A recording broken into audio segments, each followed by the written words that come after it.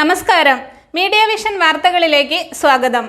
NCPS Perambra മണ്ഡലം east മേഖലാ കമ്മിറ്റിയുടെ നേതൃത്വത്തിൽ കുടുംബസംഗമം പാണ്ടിക്കോട് സംഘടിപ്പിച്ചു.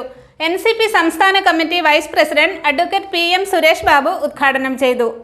വടകര പാർലമെന്റ് LDF സ്ഥാനാർത്ഥി KK ശൈലജയുടെ ലീഡ് വർദ്ധിപ്പിക്കുന്നതിനായാണ് NCPS പേരാമ്പ്ര മണ്ഡലം ഈസ്റ്റ് മേഖലാ കമ്മിറ്റിയുടെ നേതൃത്വത്തിൽ പാണ്ടിക്കോട് കുടുംബസംഗമം സംഘടിപ്പിച്ചത്. NCP സംസ്ഥാന vice president advocate Suresh Kumar ഉദ്ഘാടനം ചെയ്തു. എന്ന രാഷ്ട്രീയ സമവാക്യത്തിന് കേരളത്തിൻ്റെ മണ്ണിൽ വളരെ ആഴത്തിൽ വേരോട്ടമുള്ള വസ്തുവാണ് എന്ന് നിങ്ങൾക്കറിയാം. 2 തവണകളായി 8 വർഷമായി നമ്മുടെ പാർട്ടി അടക്കം ഇടതുപക്ഷ ജനാധിപത്യ മുന്നണി കേരളത്തിൻ്റെ ഭൂമികയിൽ രാഷ്ട്രീയ അധികാരം കൈയാളുകയാണ്. പക്ഷേ നമുക്ക് വേണ്ടത്ര പിന്തുണ ഭാരതത്തിൻ്റെ സ്ഥിരാകേന്ദ്രമായ ഡൽഹിയിലേക്ക് അയക്കുവാൻ കഴിയാതെ പോകുന്നുണ്ട്. അത് നമ്മൾ ഗൗരവത്തോടുകൂടി ഒരു ആലോചന നടത്തണം.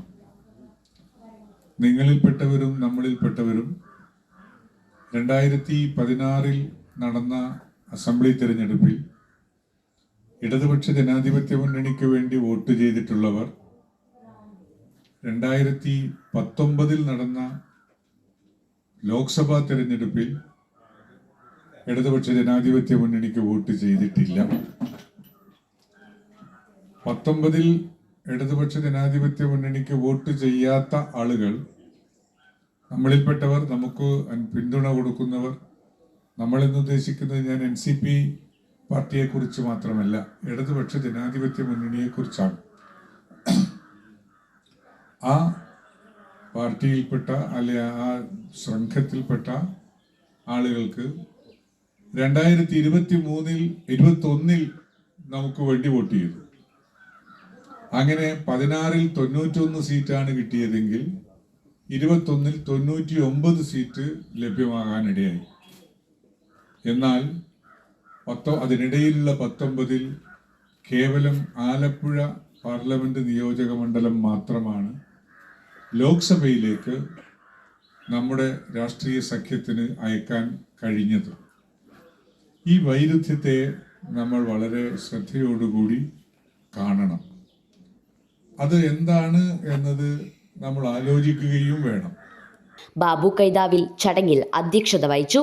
NCP ദേശീയ സമിതി അംഗം PM ജോസഫ് മാസ്റ്റർ മുഖ്യപ്രഭാഷണം നടത്തി. മതേതര ഗവൺമെന്റ് ഇവിടെ ഉണ്ടാകുക എന്നത് തന്നെയാണ് നാം ഉദ്ദേശിക്കുന്നത്. രാജ്യം നിലനിർത്തുക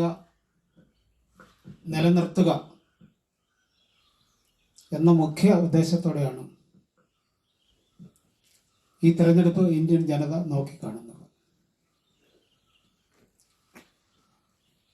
പക്ഷെ അത് അത്ര നിസ്സാരമായി നമുക്ക് കാണാനും കഴിയില്ല. കാരണം 2014 വളരെ അപ്രതീക്ഷിതമായിട്ടാണ് BJP നേതൃത്വം കൊടുക്കുന്ന NDA അവിടെ അധികാരത്തിൽ വന്നത്.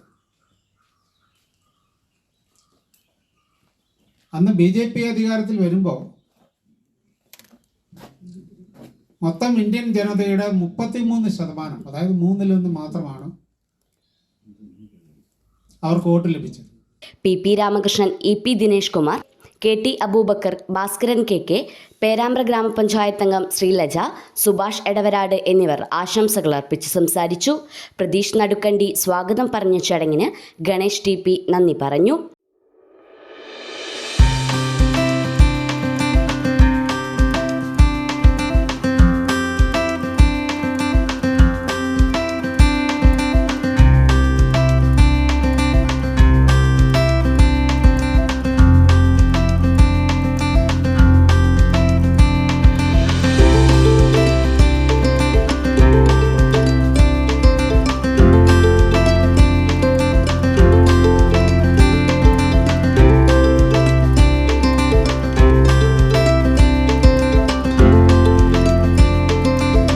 News bureau, media vision.